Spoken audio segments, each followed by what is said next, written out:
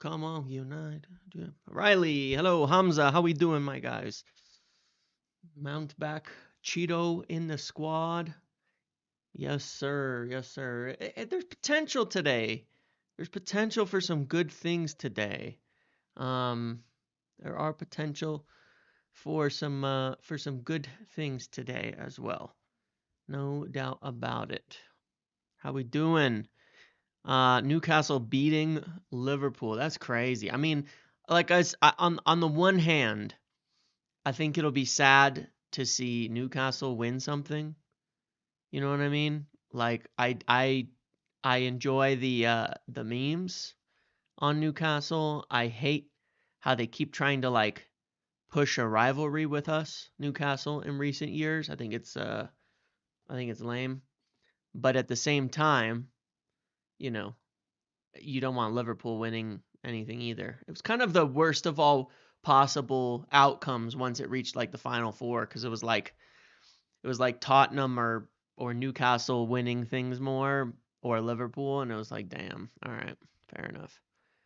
So it is what it is. I don't know. I don't think there is a team I would prefer to win it in general, though. I've definitely in recent years got a pretty big dislike for a lot of most of all the bigger teams.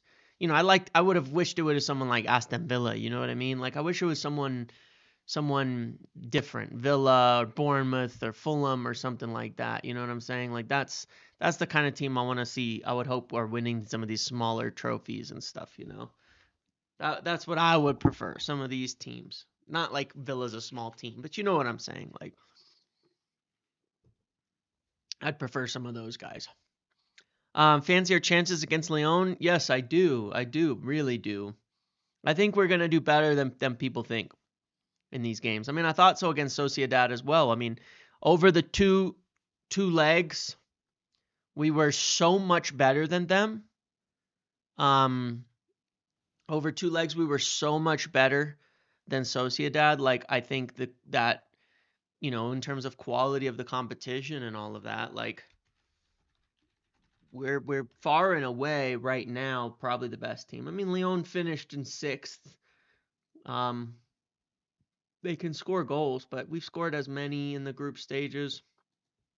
I think we'll be all right. I think we'll be all right.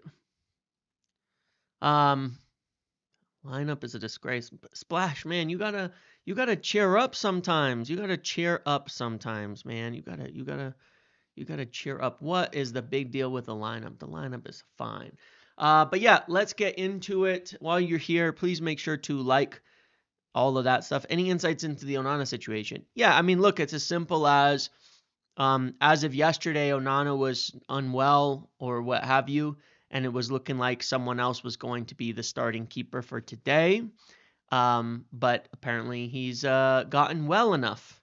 Apparently he's gotten well enough.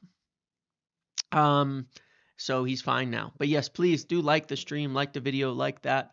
Um, there's a few things to discuss, a few different talking points to discuss that it's all kind of understandable. First of all, it's Leicester, all right? We've got a lot of players on the bench who can do a good job for us. Um, yeah, we've got a lot. Yeah, it's about rotation. Like I understand we have 2 weeks off. That doesn't matter if players get injured because we're not rotating, then we're screwed. You know? Of course Xerxes is being rested. He's not been dropped. He played 120 versus Fulham and has started every game since then. Sunday, Thursday, Sunday, Thursday, Sunday, Thursday. He's being rested because players get into what's called the red zone, where based on their minutes, based on their work, based on their recovery, they start to become injury risks. This is something Amarim is very, very cognizant of. And it's one of the reasons that he does actually, despite the current situation, have one of the best records in Europe in terms of players not getting injured, especially in games. Is because he's really cognizant of when players need a rest. And you'll notice that players are not really getting injured in games, with like muscle injuries. Euro got kicked and things like that. It's very limited in that respect. But Xerxes played too many games. He's just played too many games, and he's at risk he's probably in the danger zone for injuries. Arsenal, yeah, Højlund was rested 2 games ago. Garnacho didn't start, I think, 3 games ago. Xerxes, besides Bruno, I think has been the only constant. And I think De Ligt, but we don't really have a choice there. Mazraoui and Dalot would probably apply to that too. But as far as the forwards go, I think Xerxes is the only one who hasn't got a rest in like 5 or 6 games. So, that is the reason why certain players are well, it's mostly Xerxes that he can come off of the bench.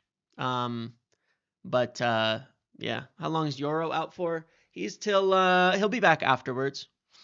Højlund in the danger zone, not for fitness, just lack of ability. Yes. Højlund is in the danger of being sold to Italy zone or loaned to Inter Milan zone or something, whatever zone that is, the blue zone. Dalot was talking about that midweek about how his biggest thing was becoming available, was his availability.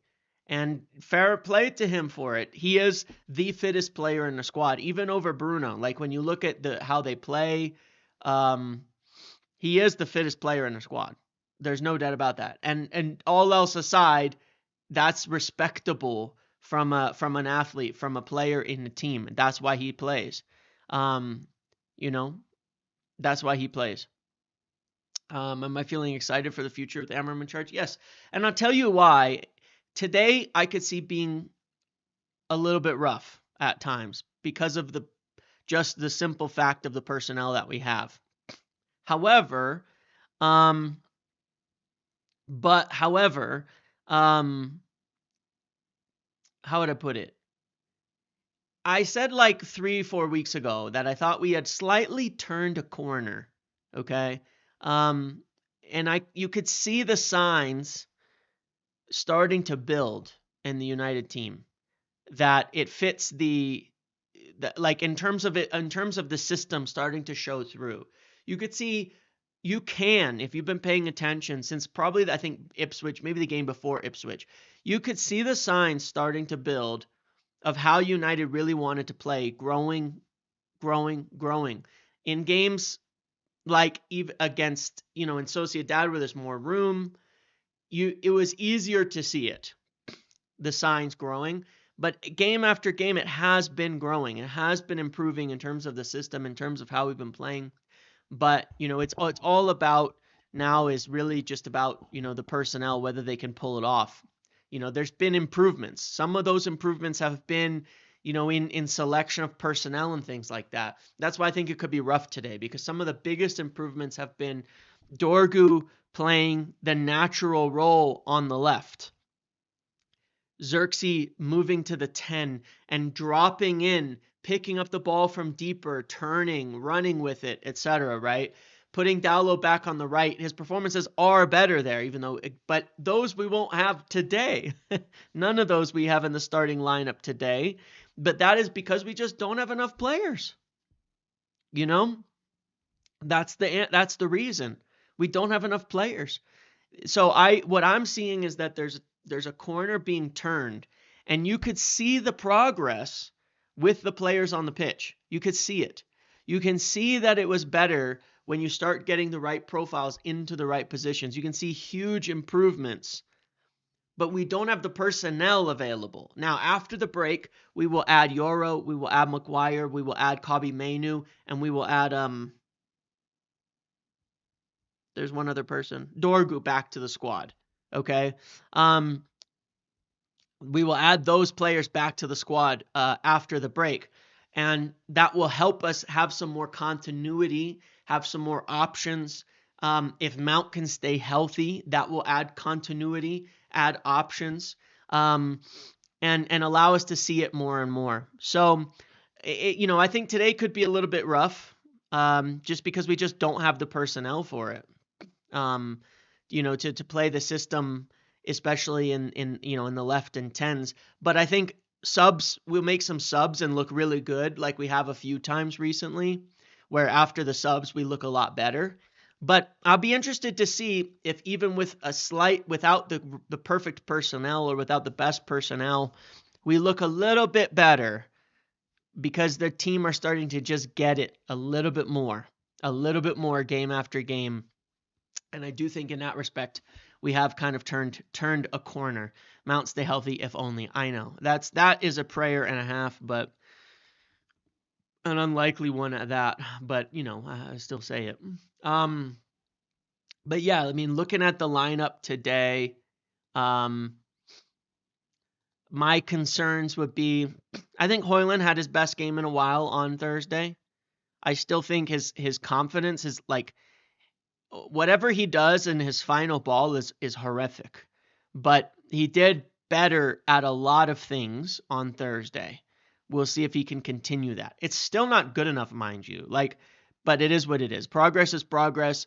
It wasn't the type of performance where I sit there and go, you know what? Yeah, that means Hoyland will be the guy, and should be our starting striker. He shouldn't. He's not good enough. But he's too limited in his skill set. But it was a much better performance. Garnacho has been a lot better since playing on the right. There is absolutely no doubt about that. He's been much better since playing on the right. I'm glad that Amorim has realized it because it is the 100% truth. The midfield will be fine today. We have to play on the front foot. We cannot play on the back foot. The last time Casemiro started in a Premier League game where we were trying to play on the front foot, it was one of our worst performances of the season. So I don't want to hear the revisionism people have on this Ugarte Casemiro thing. That means you, Hamza, keep your mouth shut. It is better with Bruno and Ugarte when we want to play on the front foot. Glad to see Aiden Heaven getting starts. Him and Delict in the wide areas. I feel pretty good about the back line. Lindelof had a decent game against Arsenal. I have some concerns there, but Leicester, I'm not too worried about their forwards today. It's mostly this is what worries me, obviously. This and this, because I think this is where we tend to struggle to get out of the back. This is where we tend to struggle to make the same movements that we need to make. Mazraoui can do the job on the right. He did it against Arsenal. He did an amazing job. He was another one who I said was really starting to get it. He was making the runs. He was being aggressive. He was attacking. He had a great game against Arsenal. But on this side, Eriksen, Dalot, somehow they have to find a way to be aggressive. And my concern is there's not, Eriksen obviously doesn't bring the ball carrying, the movement, the duel winning, the dribbling that Xerxes has brought. But it's Leicester, so I get it. At the same time, I do expect it'll be tight. I think it'll be tight. And then I think we will make subs in the second half, bring on Mount, bring on Xerxes, and bring on who else could we bring on? Maybe, I don't know who else, but, Xerxes, Mount, somebody, maybe Cheeto or something. And then I think we will look a lot better once we do that and run away with the game. That's how I see it going. Tight, and then we will win it pretty clearly by the end. That's what I want to see. But I really would like to see more of these players really get it. 8 minutes added on for the Liverpool Newcastle game here, just to see the end of this. I'd like to see Mount get 20, 30 minutes. Because I think, we've said before, he's so perfect for this, you know what I mean? But then again, Amorim said 5 minutes, so maybe he'll get 5 minutes just to get out there and run around a little bit towards the end of the game. But, I'd like to certainly see Cheeto. I definitely would like to see Xerxes Mount come on for sure. As well. So that would be good.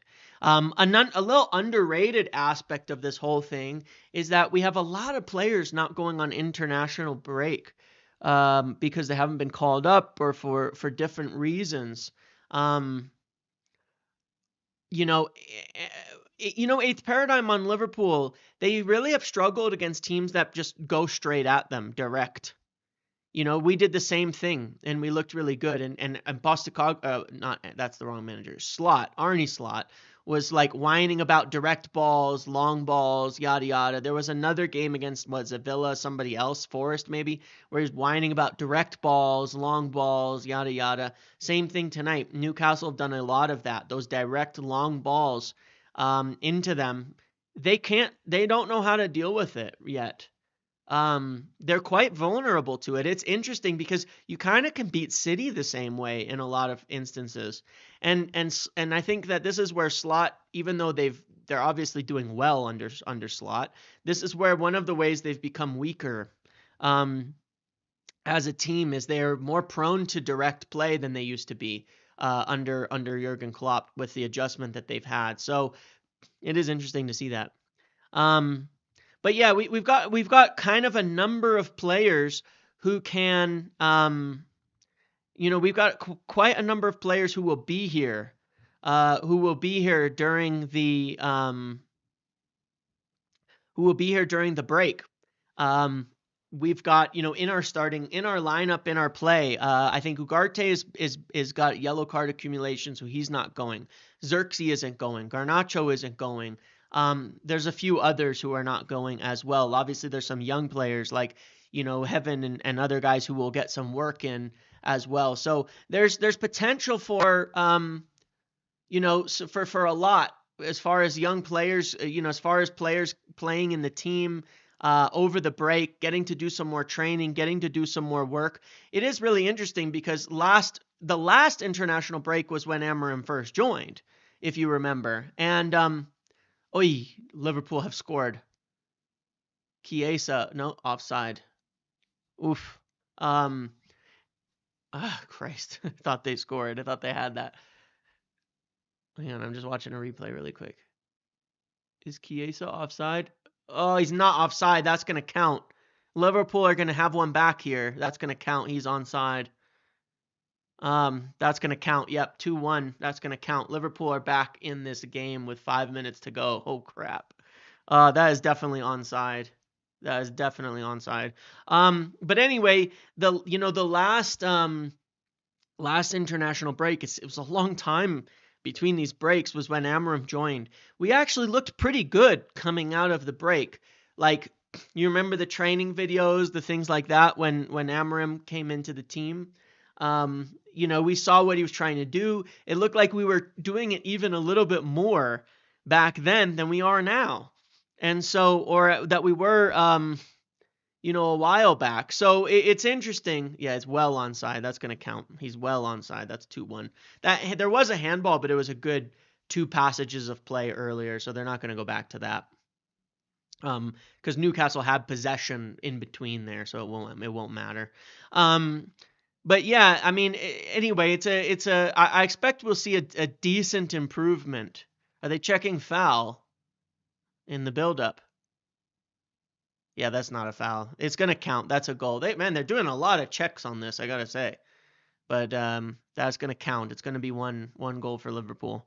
So I do expect we'll see significant improvement. The other thing I'd be really, really interested to see, correct me if I'm wrong, but it is a weird question, Splash. Why is it every time we defend a player, it has to be about affiliation? Ugarte is a good player that we brought in that I want to see succeed, and he's the archetype of player I really like. He's a bulldog. He works hard. He runs hard. He tackles hard. He wins more duels than 99% of players in all of Europe, and people don't respect it. It was the same thing with players like Fred. You don't know what you've got till you've gone with those types of players. You sit there whining about them and complaining about them, and then when they leave, you have a midfield that people just walk through every game, and then and then you whine why the team looks like it has no energy, no legs, no heart, all of that. But it's not about affiliation. I wish we supported players like that a lot more. I wish we supported players like that more as a fan base instead of how insulting we tend to be. And then talking about like how we, and then having this huge thing about like our lack of physicality. Like how do you connect those dots, man? You gotta put it all together. But yeah, in terms of the youth team that's been called up, who's been called up to the under 18s? Was anybody from the youth team? Because the other thing I expect we will now see during this break is, you know, the other thing that we will expect to see during this break is that there's young players who could definitely get in and do some training with the first team, I think, over the break. Obviously, with Kenda not being an option anymore, we know that now, and it's very much off the table. We've got a backup plan, and that backup plan to me, and this isn't just my opinion, it looks like Bendito Mantato. As a profile, he is exactly what you would want from that right wing back in an Amorim system. And he is that guy, and he could be that guy. And he put in an amazing performance at the under 21s level the other day, being called up to that, playing against older players. So I would see that he could very much, in times like these, get some minutes, not some minutes, but some training minutes, some time with the first team during the break to train, to work, to Virgil van Dijk can't even run. That's pretty funny. To work with the first team, to start finding his place, to see where he's going to be, and to become a part of the team. So I would hope to see some youth players come in there in that. And because the idea would hopefully be by the end of the season that we can see some of these players come into the first team and play. And so we need to figure that out. Nah, see, the thing is, I don't take the Casemiro distribution thing, okay? Casemiro's distribution in the final third is better, but go and watch, like, the first 10 minutes back of that Europa League game. It gets overrated heavily because you forget the other dozen passes that turn into dangerous attacks for the opponent. If you watch his last few games in the Premier League, you'll see the same thing. That risky passing from deep, that supposedly better distribution, a lot of that is been turning. I mean, you guys, do you not remember that last game he started in the Premier League before Arsenal, where he couldn't pass the ball 5 yards, and we're turning it all over. There's a lot of that in Casemiro. He makes massive, massive risks. He makes massive risks when you're trying to build the play up. And his passing range and some of those bigger passes into the attack are great. But that's only a part of the game that you're getting. There's a lot of the game from him where you're getting that wastefulness, where you're getting those risk-taking things that tend to cause massive problems for the team. And the revision is kind of crazy because he was doing it all year and killing us, and then has a few good games and suddenly it's all fine. But that's not how it works. That's not how it works at all. It's definitely not the way that it's been. At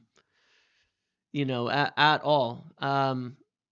Ugarte is a better passer of the ball. He keeps you in possession, which is the point of the system. And it's all about fitting within the system. It's all about fitting within the team, fitting what the team wants and what the team needs. And what the team needs to build up from deep is to keep the ball, not give it away for turnovers that result in you having tons of attacks against your own goal, which is what often happens in the alternative.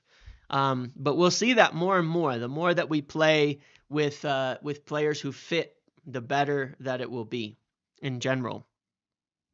It's not hypocritical in the slightest. I've been saying that for about 5 years, that we don't need risk takers from deep at all. Not in the least bit.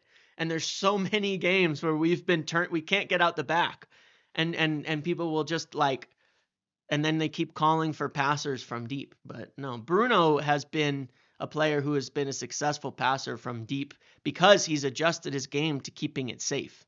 Newcastle have won it. That's it. It's over. And I tell you again, if you want a passer from deep, you're not going to get it. You are not going to get it under Ruben Amorim. You're supporting the wrong coach. That is not what he wants. That is not what he wants. Bruno has had to adjust his game entirely to stop being Bruno from deep, and it's made us much, much better. Ruben Amorim will never, ever, ever be a coach that wants those deep midfielders spraying the ball around and taking risky passes.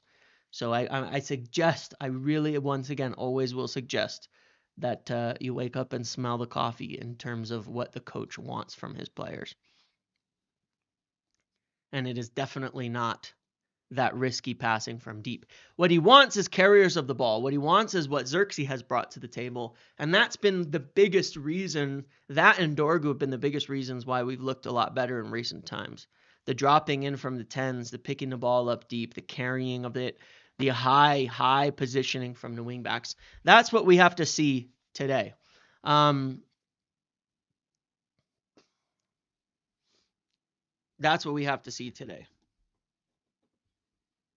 That is what we have to see, especially the fullbacks in deeper positions. That's what we have to see. Are you joking about that? All right. Hold on. I don't think you do. I think that you've been caught up by Twitter things. You think Yeoman, you think is a high volume like passing distributor from deep? That is very, very interesting. Very, very interesting. Okay, that's fine. You see it that way, you see it that way. That's not what he is.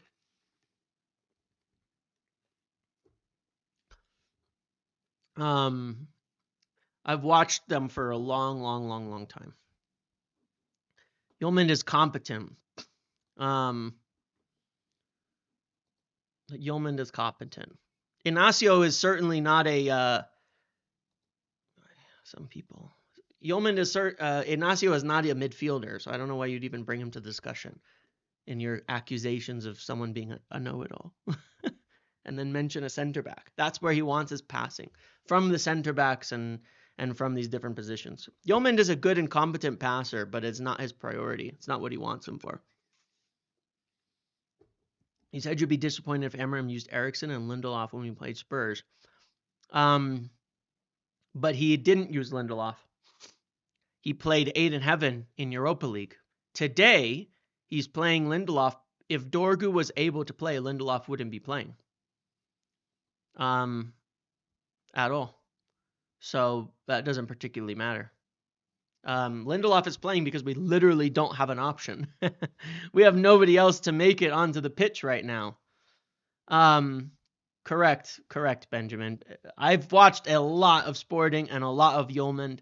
He was and is not some like incredible progressive passer. He is a better passer than Ugarte and a much worse carrier of the ball than Ugarte. It's a bit of a mixture of both.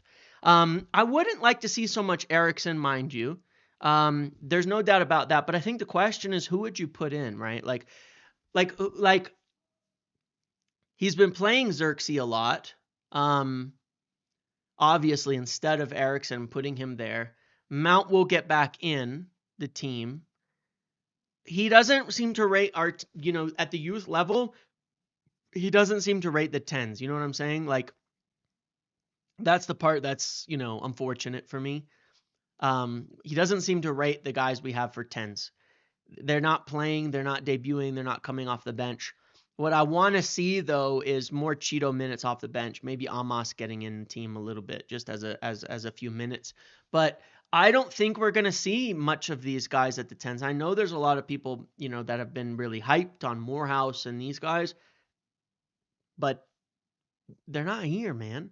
Heaven's got his debut. Heaven is playing, so he's obviously willing to use young players. Cheeto's got his debut. Yeah, I don't know. He clearly just doesn't really rate them that much. I think the next young player to come through, like really come through, is going to be like a Mantato. I honestly do. I think that'll be the next young player because I don't think he's going to push through young players he really doesn't rate. That's just his philosophy. I don't. It is if he doesn't rate the guys we have at the youth level at the tens right now, so be it. I think Jack Fletcher could get into the team. In the league, I think he's one who needs to.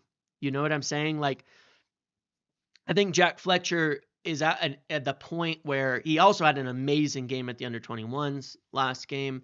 Um, I think Jack Fletcher is a player who needs to do something in terms of getting to a senior level now. I think he's somebody who needs to somehow like step up one way or another. He's got to start playing first team football. He's got to start getting into a senior level somewhere, and obviously we can't loan him now. But I would like to see if there were two players I'd like to see come into the team from the youth level that I think deserve it and I think can get there and that I think we could need that haven't yet debuted. It would be Jack Fletcher and Mentato. Those would be the two. But Mentato's only recently back from injury and he's not really played much at the under 21s level yet. So it'll probably be a little bit, but I think he will be there. Jack Fletcher's one I think sooner rather than later would be good to see him coming in. But yeah, that's what we've got. I don't think we could have a better lineup today, to be honest, when you factor in injury risk and depth and all of that. Wasn't Lucille out for a while? I mean, he just came into that under 18s game against as a sub in the FA Cup and did well. Look, the big issue today is Dalot's Mazraoui did great against Arsenal at getting the point. The biggest issue is when we're trying to play out the back and they drop in, Eriksen can't do what Xerxes was doing at the 10. That's my bigger concern. Even if Dalot is making the right movements, which he does sometimes, I just don't think that Xerxes can do that. Yeah, I mean, I don't think Eriksen can do what Xerxes has. But who else? Who else is there?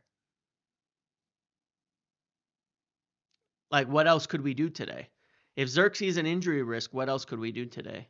I think we've done about all we can in terms of selection.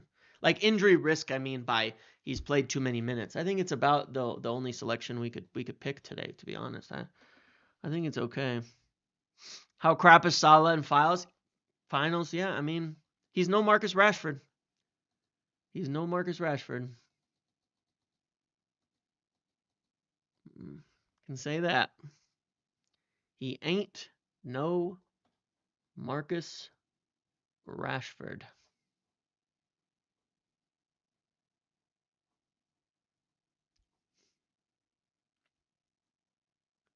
A bad week for Liverpool and Carragher, huh? Out of the Champions League, losing the Carabao Cup final. What are they going to do next, huh? What are they going to do? They're going to bottle the league? I don't think so, but still. It's pretty funny.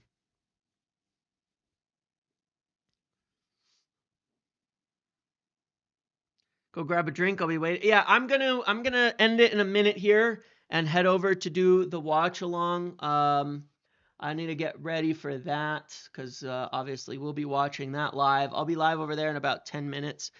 Come join. It's free. There's no ads. There's nothing like that. So make sure come hang out.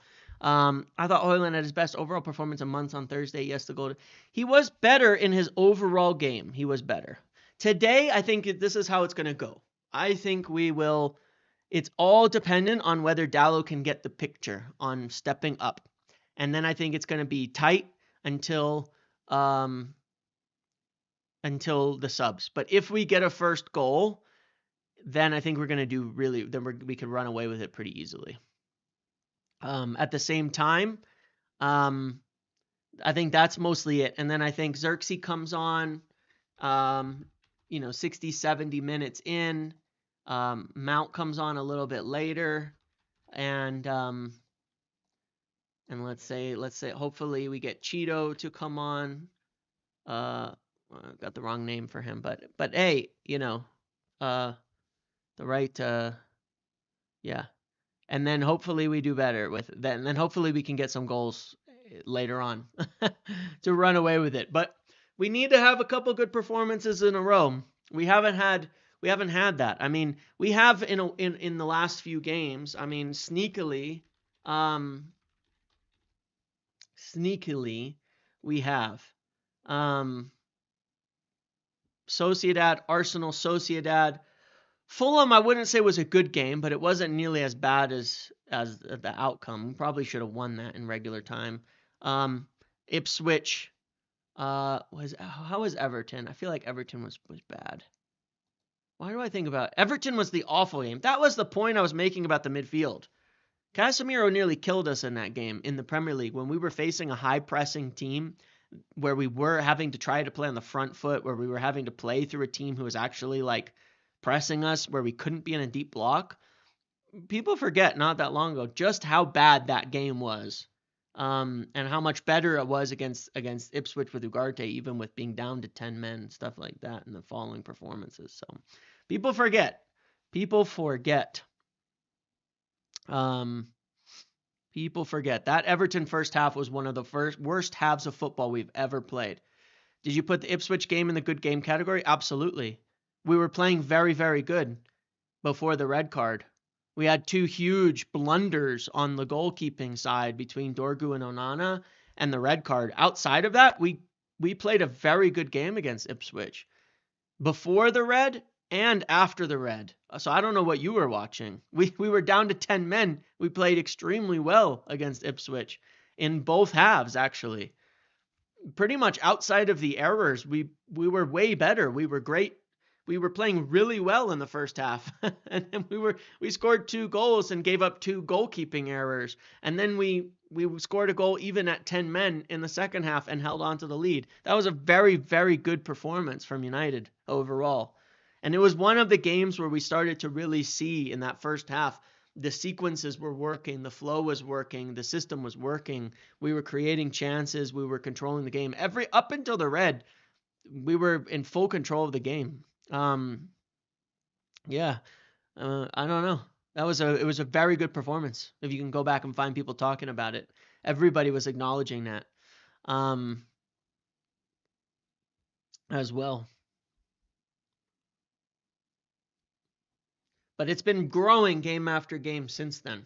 The Arsenal game was probably a better performance, and then the Sociedad game was even better performance. So I'd like to see us continue that. But we've made quite a number of changes to the team, so I expect it'll be a little bit tougher to put in those levels today. But all right, I'm gonna head off now, and then I'm gonna head over to the watch along site again. Join me there. I will see you there. Thanks for hanging out today. Hopefully United get the win. I'll probably do a brief video or something afterwards. Hopefully we will do really, really well and have something further to cheer and a good feeling going into the international break, and come away with that ready with more players fit.